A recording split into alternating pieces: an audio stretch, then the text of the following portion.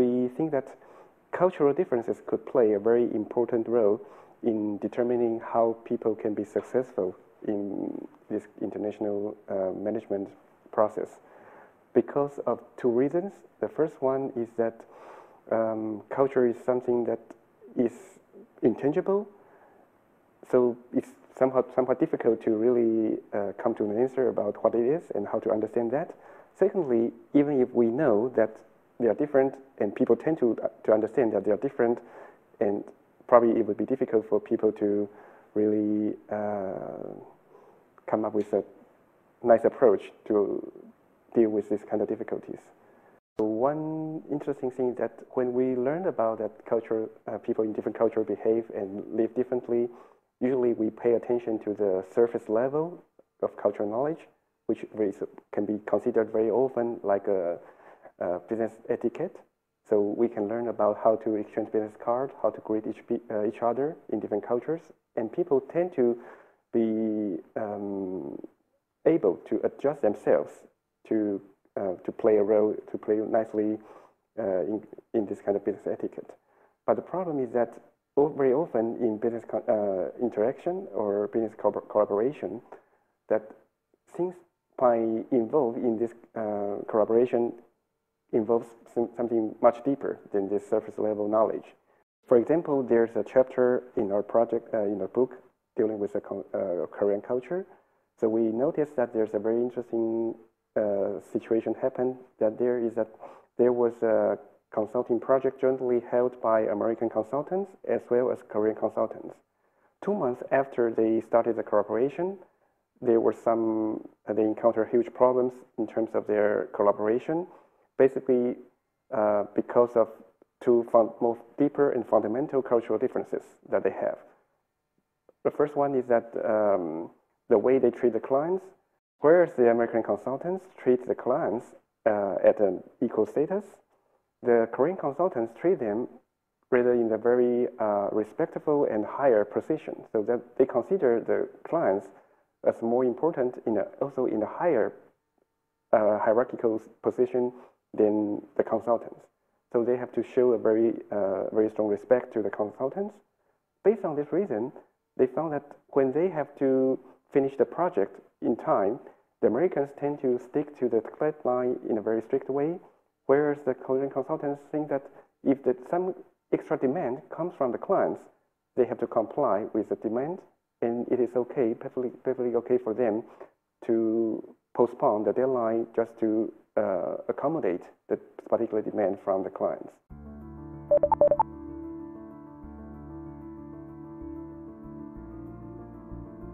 My chapter in this book deals with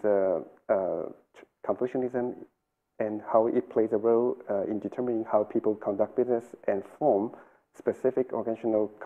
connections in this Chinese cultural context.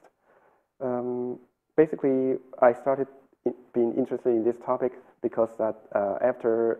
having studied and also worked in Switzerland, in France, and also now in Spain, I noticed that there are huge differences between people and how managers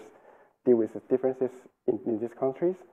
And I found it interesting to go back to the philosophical origin about why people can perceive things very differently and why people value things in very different ways. One thing we found in Confucianism is that it defined very clearly the social role and social obligations for each individual, including in a family setting, in a general social interaction, as well as in business context. So each individual has very clear responsibilities and obligations to fulfill in this kind of situation. So that kind of social rule also determines and defines how people should interact with each other, either in terms of being a leader, a manager, or in terms of the subordinates or the worker. And it also influences how people establish connection between business partners, between different companies. So we find it very interesting to see that people tend to trust people in the circle they consider as an in-group. So they tend to allocate much more resources to them and place them in important positions to fulfill the kind of administrative missions, whereas people who do not belong to this inner circle will be considered like suspicious, and they would tend to place much more protection mechanism to control the relationship between people from our group. Basing on this understanding, we can also see that how business people tend to invest lots of time and energy to cultivate and develop relationship between each other internally as well as business partners, so that they can move people from the outer circle to their inner circle.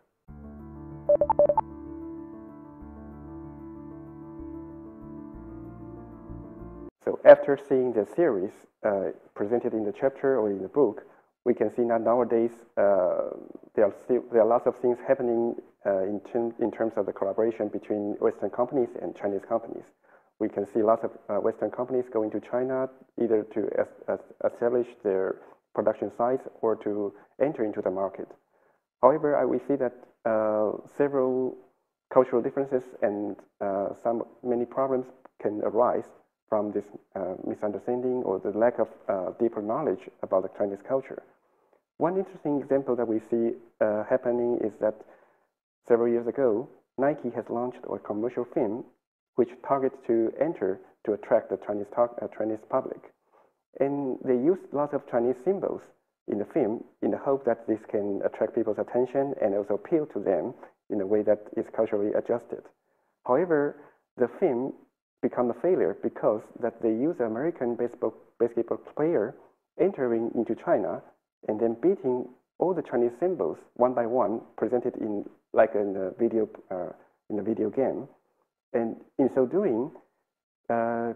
Chinese people feel that they are very much offended, and this commercial film has been banned, and then Nike has to apologize and pay lots of money to repair the reputation the damage that it caused. So I think that this leads us to an understanding and the thinking that how important it is to pay attention to the deeper understanding of the culture, and how we should develop appropriate cultural competences in terms of specific knowledge, and also a right mentality showing respect, and certainly how to translate them into concrete behavior in interacting with people in a very concrete context.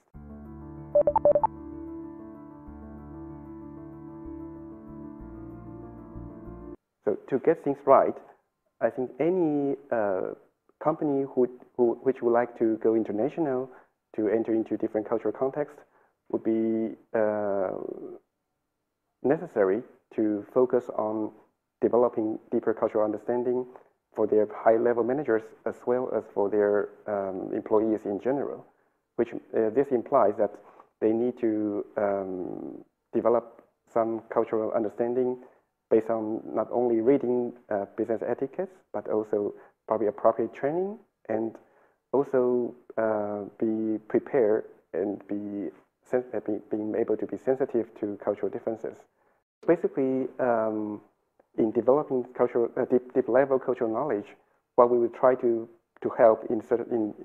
our training will be to relate specific cultural knowledge to one capability to make sense of the cultural events happening in front of us. That means that it's not only about describing the situation, but relate them to the cultural value, the cultural context, and come to an understanding about why people behave in that way, and what does it mean for local people as well as for people around this specific event. So with this possibility to make sense of this event, we will be able to react in a way which is appropriate, which is also acceptable by cultural insiders.